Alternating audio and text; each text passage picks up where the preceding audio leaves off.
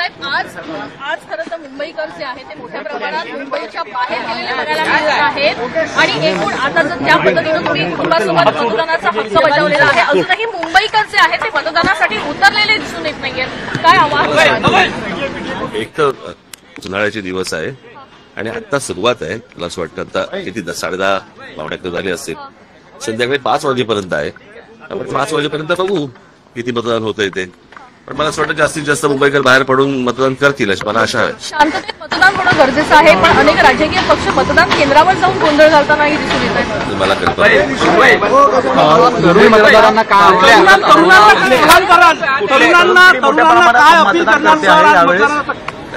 घ्यायचा बेटा वाक्य आपलं मतदानाचा अधिकार बजवा. कळलं का?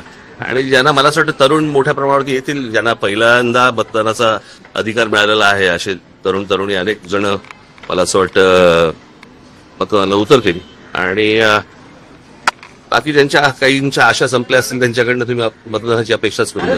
साहेब महिला वोटर यावेळेला एक टर्निंग पॉईंट असेल.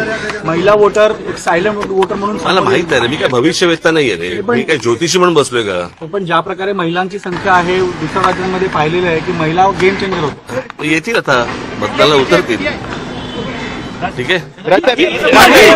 निवडणूक मुंबईसाठी महाराष्ट्रासाठी किती महत्वाची असं तुम्हाला वाटतं? कारण की वेगळी निवडणूक आहे. 2 पक्षाचे 4 पक्ष झाल्यानंतर किती महत्वाची आहे. हो चला.